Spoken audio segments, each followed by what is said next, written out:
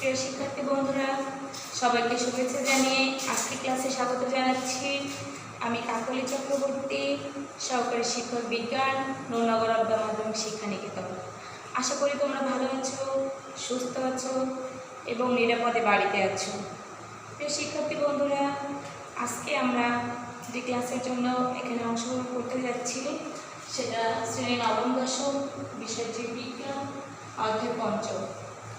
শিক্ষার্থী বন্ধুরা, আমরা জানি যে মানবদেহ অসংখ্য কোষ নিয়ে গঠিত, আর এই দেহের যাবতীয় জৈবনিক কার্যক্রম পরিচালিত হয় এই কোষের মাধ্যমে। সুতরাং এই কোষকে তো বেঁচে থাকতে হবে, সজীব থাকতে হবে, আর এই সজীব থাকার জন্য তার খাদ্যের দরকার। কিন্তু আমরা যে খাদ্য গ্রহণ করি তার অধিকাংশ জটিল খাদ্য, যা কোষ সরাসরি গ্রহণ করে তার জৈবনিক ক্রিয়া পরিচালিত করতে পারে না। তাহলে আমাদের কী করতে হবে? তাহলে আমাদের এমন একটা ব্যবস্থা করতে হবে যে আমাদের গ্রহণকৃত জটিল খাদ্যদ্রব্যকে ভেঙে সরল, দ্রবণীয় এবং তরল খাদ্যদ্রব্যে পরিণত করতে হবে। তাহলে কী হবে? তাহলে কোষ ওই খাদ্যরস গ্রহণ করতে পারবে এবং তার জৈবনিক ক্রিয়া সচল রাখতে পারে। শিক্ষার্থী বন্ধুরা, একটু খেয়াল করে দেখো তো, আমরা খাদ্য গ্রহণ করি, মুখ দিয়ে খাদ্য গ্রহণ করছি, সেটা চিবাচ্ছি এবং এটা গলাধঃকরণ করে ফেলছি।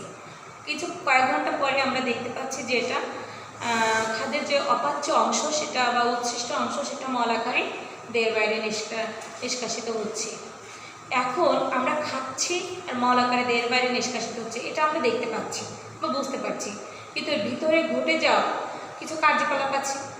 এটা কিভাবে ঘটছে? আজকে আমাদের পাঠের বিষয় মূলত সেটা, যে আমরা যে খাদ্য গ্রহণ করি সেটা কিভাবে পরিপাকৃত হয়ে খাদ্যরস আমাদের দেহকোষ শোষণ করছে এবং উচ্ছিষ্ট অংশ মল আকারে বাইরে নিষ্কাশিত হচ্ছে। তো শিক্ষার্থী বন্ধুরা, তাহলে আজকে আমাদের পাঠের বিষয় কি? পাঠের বিষয় হচ্ছে খাদ্য পরিপাক। খাদ্য পরিপাক, এই খাদ্য পরিপাকটি কি এবং কিভাবে খাদ্য পরিপাক হয় এই বিষয়ে আজ আমি তোমাদের সাথে ক্লাসে অংশগ্রহণ করব। তো পরিপাক বলতে আমরা কি বুঝি?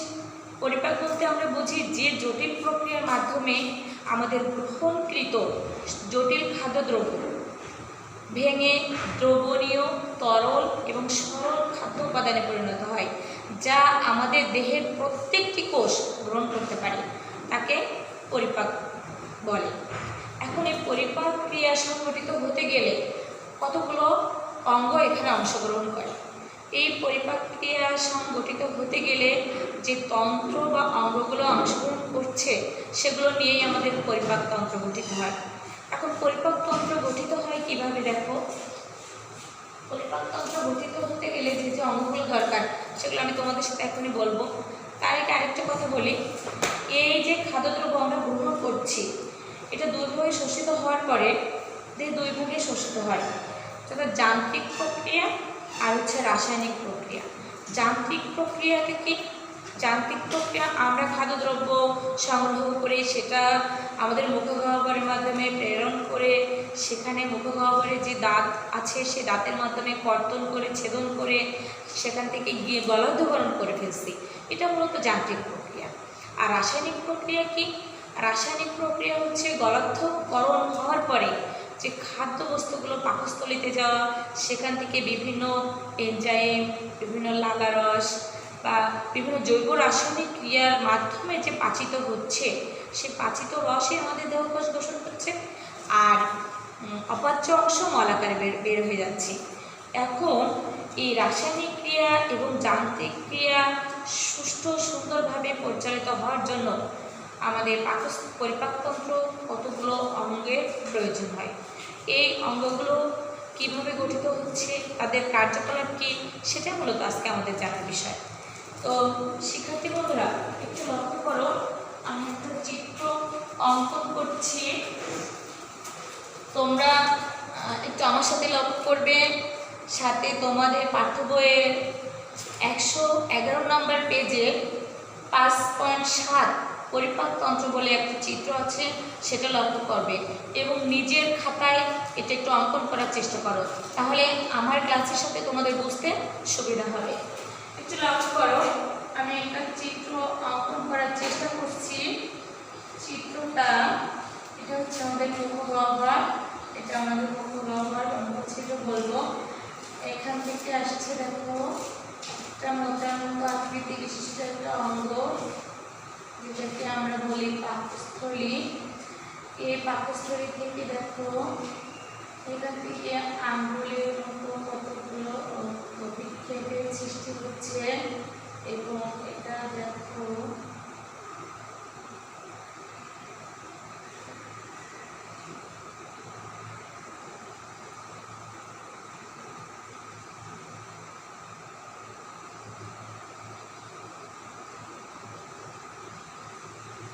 উদ্ভিদ যে অংশটা থাকছে এটা মূলত একটা অঙ্গ, এটাকে অ্যাপেন্ডিক্স বলে। এবার এখান থেকে দেখো আমাদের বের হয়ে আসছে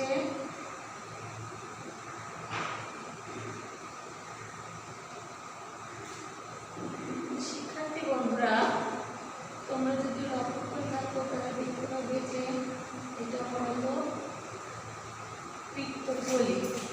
এই যে থলির মতো যে অঙ্গগুলো দেখতে পাচ্ছি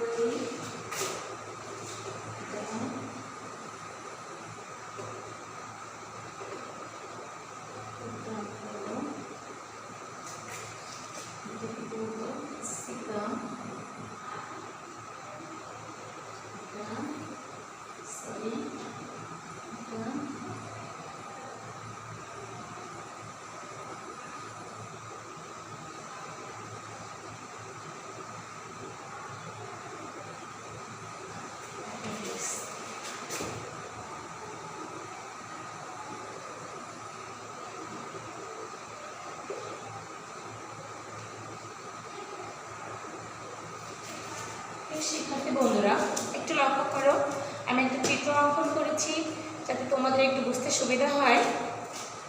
আমাদের পরিপাকতন্ত্র যে অঙ্গগুলো নিয়ে গঠিত সেগুলো এখানে অঙ্কন করা হয়েছে। মুখগহ্বর, অন্ননালী, অন্ননালী মুখগহ্বরের পরে অন্ননালীর অবস্থান, অন্ননালীর পরে পাকস্থলীর অবস্থান। এই খাদ্যদ্রব্য যখন মুখগহ্বর দিয়ে যাচ্ছে তখন অন্ননালী থেকে পাকস্থলীতে আসছে। পাকস্থলীতে আসার পর দেখো মানবের সবচেয়ে বড় একটা গ্রন্থি যকৃৎ। এই যকৃতের মধ্যে আছে পিত্তথলি, পিত্তথলি থেকে পিত্তরস এবং অগ্ন্যাশয় রস এসে এই ডিউডেনামে পরিণত হয়। এই এই যে অংশটা এটাকে মূলত বলবে ডিউডেনাম,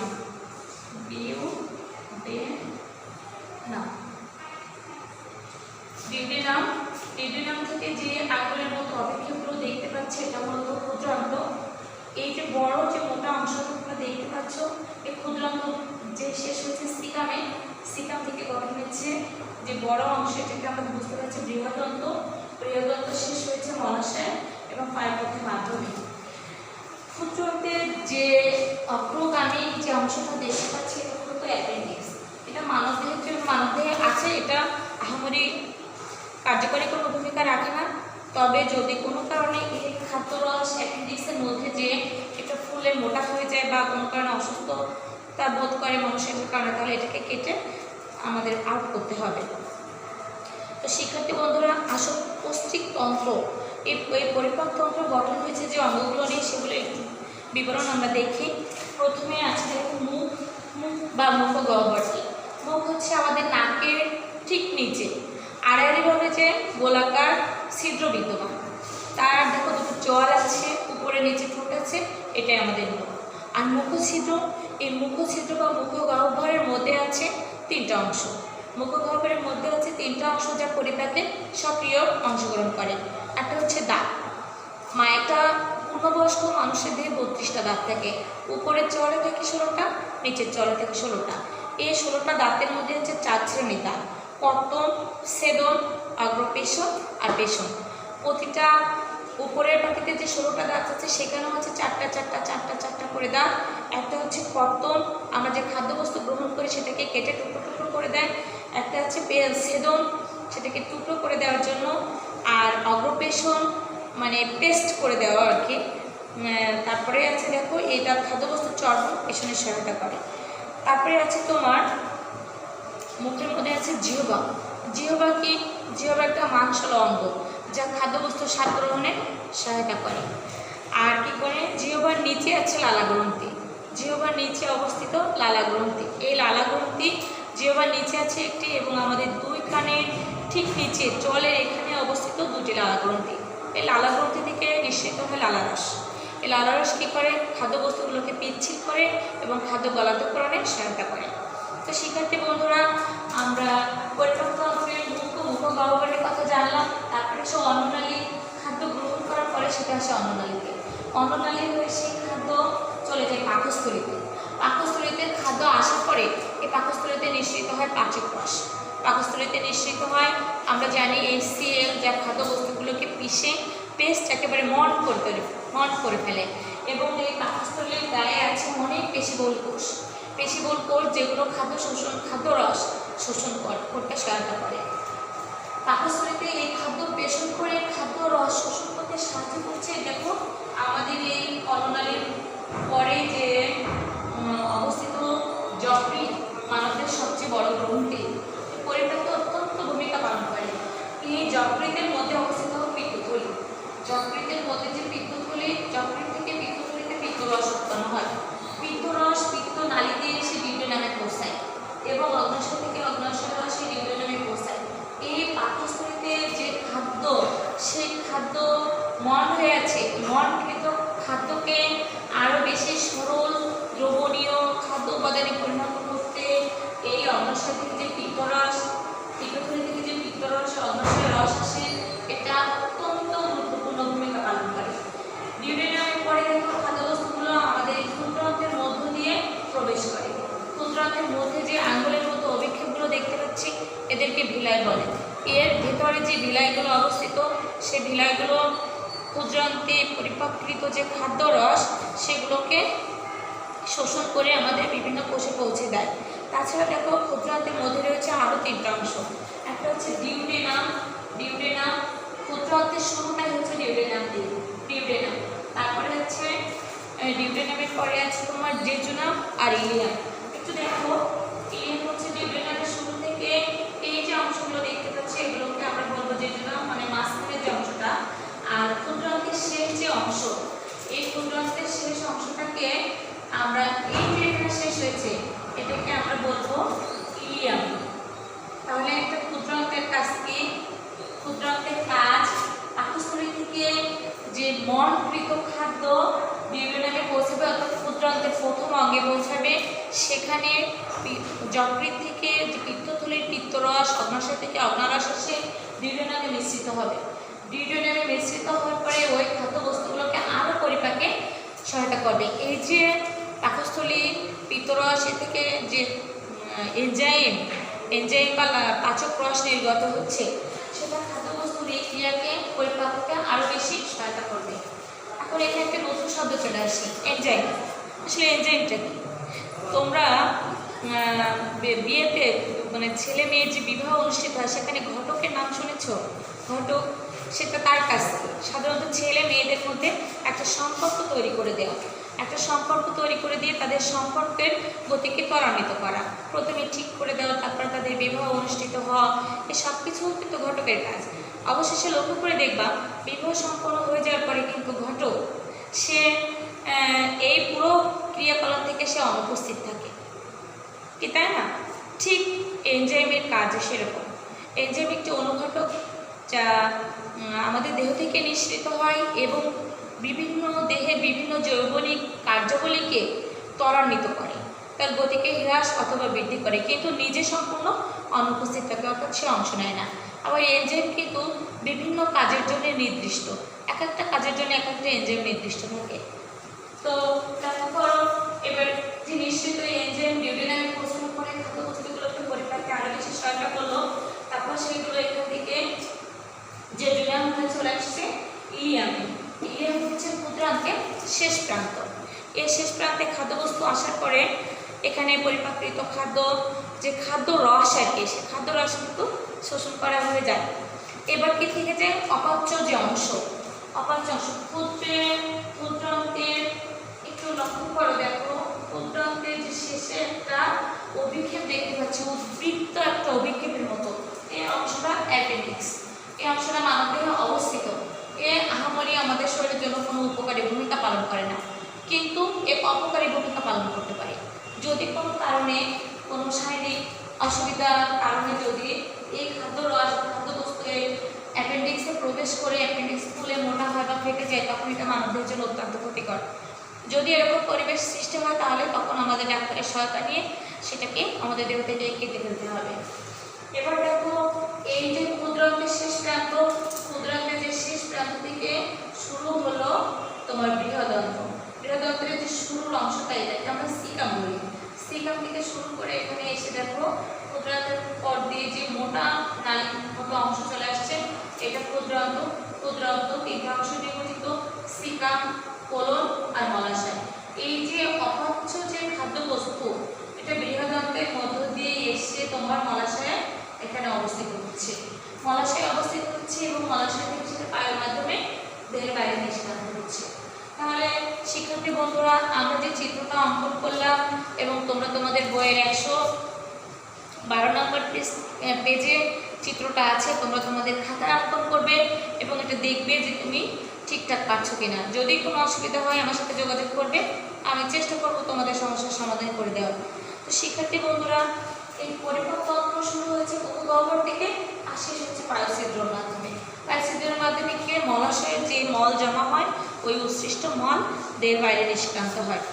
এবার দেখো, পরিপাকতন্ত্র সঠিকভাবে পরিচালনা করার জন্য আমি বলেছিলাম পৌষ্টিক নালী ও পৌষ্টিক গ্রন্থি দরকার। এখন আমাদের পৌষ্টিক গ্রন্থিগুলো কি, আমি একটু মুছে দেওয়ার চেষ্টা করছি, একটু মুছে ফেলি। দেখো,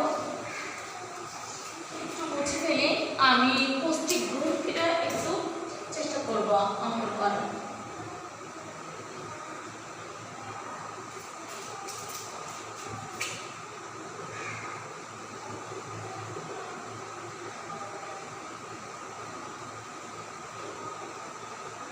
গ্রন্থি একটু শিক্ষার্থী বন্ধুরা একটু লক্ষ্য করে দেখতে এরকম একটা অঙ্গ, যেটাকে বলবো আমরা পাকস্থলী। এই পাকস্থলীতে দেখো এখানে রয়েছে পিত্তথলি। এই পিত্তথলি, এই পিত্ত নালী বরাবর এসে আমাদের যে পাকস্থলীর মাধ্যমে যে ডিউডেনাম আসছে, এই ডিউডেনামে এসে মিশে যাচ্ছে। এই ডিউডেনামে এসে এটা মিশে যাচ্ছে এবং এই ডিউডেনাম থেকে তোমার আরেকটা গ্রন্থি বের হচ্ছে, এটা অগ্ন্যাশয়। এটা অগ্ন্যাশয়। মূলত পশ্চিম গ্রন্থিকে আমরা এই তিনটে ভাগে ভাগ করতে পারি। এইটা চলে আসবে, এই যে এলো। এখন আমাদের পশ্চিম গ্রন্থি তিনটি কি? একটা হচ্ছে পিত্তথলি,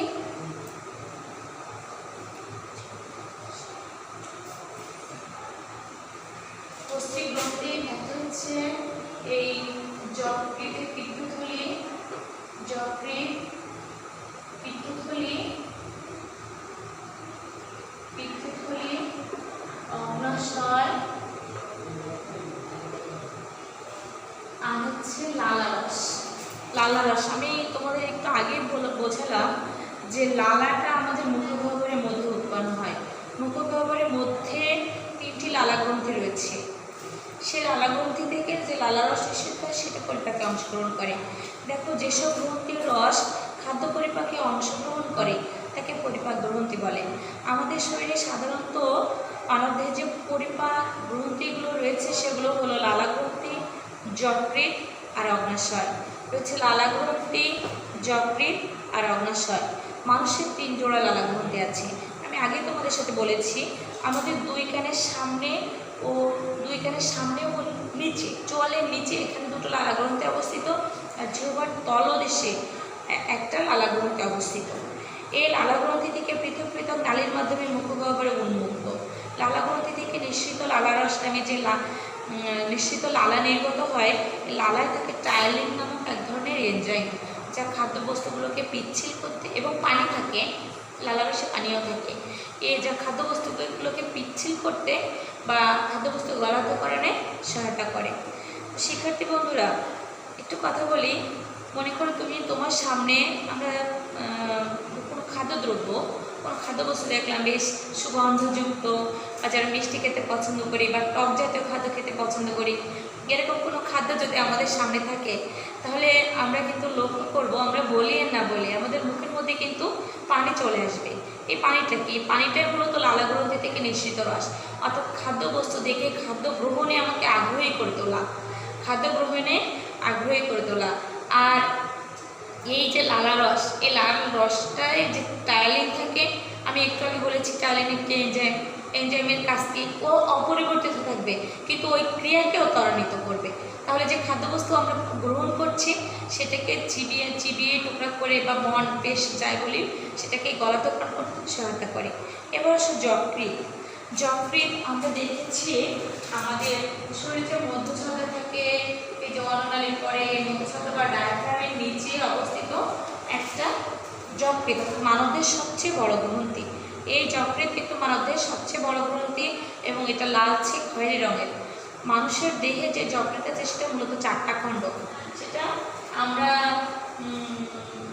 যে দেখে থাকেছি, যদি আমার মা যখন মুরগি কাটে বা রান্না করার জন্য, তখন কিন্তু এটা আমরা লক্ষ্য করি। হয়তো এটা আমরা এর আগে খেয়াল করিনি, তো তোমরা এর আগে এরপর থেকে একটু খেয়াল করে দেখবে যে যকৃৎটা আসলে কেমন। সবচেয়ে বড় গ্রন্থি এরকম বরাবর অবস্থান করে, এর ডান খণ্ডটা একটু বড় তুলনামূলক, বাম খণ্ডটা একটু ছোট। আর আমাদের পাকস্থলী থেকে যে ডিউডেনাম আছে, ডিউডেনামে কিন্তু যকৃৎ থেকে নির্গত যে যকৃৎ রস, এই যকৃৎ রস মূলত যায় পিত্তথলিতে অবস্থিত হয়। যকৃৎ থেকে যে যকৃতের রস নির্গত হয় সেটা লবিউল থেকে, লবিউলে অসংখ্য পিত্তরস তৈরি করে। যকৃতের মধ্যে অসংখ্য লবিউল থাকে, লবিউলগুলো পিত্তরস তৈরি করে, পিত্তরসগুলো থেকে পিত্তথলিতে। ওই পিত্তথলিতে তৈরিকৃত পিত্তরস পিত্তনালীর মধ্য দিয়ে ডিউডেনামে এসে পৌঁছায়।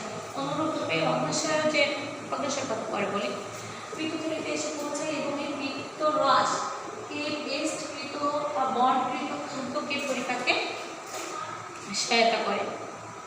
আর পিত্তরস কেমন? পিত্তরস তোমরা চিন্তা থাকবে, এটা গাঢ় সবুজ বর্ণের এবং তিক্ত, অত্যন্ত তিক্ত স্বাদযুক্ত। তো শিক্ষার্থী বন্ধুরা একটু লক্ষ্য করি, এরপরে আমরা দেখবো অগ্ন্যাশয় থেকে কী অবস্থা। অগ্ন্যাশয় দেখো, এটা সম্পূর্ণ আলাদা একটা অঙ্গ। এটাকে দেখতে অনেকটা পাতার মতো বলা যায়। তোমরা দেখেছো ছোট আকৃতির, মোচা আকৃতির, কিন্তু ছোট ছোট মোচা আকৃতির প্রাণীদেহে একটা অঙ্গ বিদ্যমান। ঠিক এই যকৃতের পরে আমি পরবর্তী ক্লাসে তোমাদের সাথে যখন কাজ করব তখন আমি এটা তোমাদেরকে সরাসরি দেখানোর চেষ্টা করব। অগ্ন্যাশয় থেকে, এই অগ্ন্যাশয় হচ্ছে পাকস্থলীর পেছনে আড়াআড়িভাবে অবস্থিত একটি মিশ্র গ্রন্থি। এটি একাধারে পরিপাকে এবং আমাদের রক্তে যে গ্লাইকোজেন অর্থাৎ গ্লুকোজের শর্করা নিয়ন্ত্রণ, গ্লুকোজের পরিমাণটাকে নিয়ন্ত্রণে সহায়তা করে। অগ্ন্যাশয় একাধারে দুই ধরনের কাজ করে, এক হচ্ছে পরিপাকে অংশগ্রহণ করে, আর এক কী করে আমাদের রক্তের যে গ্লাইকোজেন বা শর্করাকে নিয়ন্ত্রণ করে। প্রিয় শিক্ষার্থী বন্ধুরা একটু খেয়াল করলে তোমরা বুঝতে পারবে আমাদের সমাজে একটি বহুল প্রচলিত রোগের নাম হচ্ছে ডায়াবেটিক্স। এটা মূলত কিসের সমস্যা? এটা আমাদের শরীরে ইনসুলিন তৈরি না হওয়ার কারণে রক্তে গ্লুকোজের মাত্রা বেড়ে যায়। এটা কিন্তু সম্পূর্ণ নিয়ন্ত্রণ করে এই অগ্ন্যাশয়। যদি অগ্ন্যাশয় থেকে নিঃসৃত যে এনজাইম, এটাকে ইনসুলিন বলে, এই ইনসুলিনটা যদি নির্গত সঠিকভাবে না হয় তাহলে মানুষের দেহের রক্তে গ্লুকোজের পরিমাণ বেড়ে যায়। আর গ্লুকোজ যেহেতু সরল শর্করা, এই শর্করার পরিমাণ বেড়ে গেলে তখন ডায়াবেটিক্স অর্থাৎ বহুমূত্র, শরীরে পানি জমে যাওয়া, এই ধরনের রোগের সৃষ্টি হয়, যেটা মানুষের জন্য অত্যন্ত ক্ষতিকর। তো আমাদের এই অগ্ন্যাশয় থেকে যে নিঃসৃত অগ্ন্যাশয় রস, এটা আমাদের ইনসুলিনকে নিয়ন্ত্রণ করে, অর্থাৎ মানবদেহের যে শর্করা জাতীয় খাদ্যর পরিপাক সেখানে সহায়তা করে। তাছাড়া সেটা সহায়তা করে এবং অন্যান্য শারীরবৃত্তীয় কাজেও এই হরমোন অত্যন্ত গুরুত্বপূর্ণ ভূমিকা পালন করে। প্রিয় শিক্ষার্থী বন্ধুরা, আজকে আমরা পরিপাক তন্ত্রের গঠন নিয়ে যে কথা বললাম, তো আশা করি তোমরা সেটা বুঝতে পেরেছো। আর যেহেতু তোমাদের কাছে পাঠ্য বই আছে, আমি তোমাদের চেষ্টা করেছি বোর্ডে চিত্র অঙ্কন করে তোমাদের সাথে কাজ করার। এরপরও যদি তোমাদের বুঝতে অসুবিধা থাকে তাহলে তোমরা আমার সাথে যোগাযোগ করবে। আমি তোমাদের সর্বাঙ্গীন মঙ্গল কামনা করে তোমরা ভালো থাকো, সুস্থ থাকো, এই কামনা করে আজকের ক্লাস এখানে শেষ করছি। ধন্যবাদ সবাইকে। আর বাসায় থাকো, নিরাপদে থাকো, ভালো থাকো। শিক্ষার্থী বন্ধুরা তোমরা নিজেদেরকে নিরাপদে রাখো।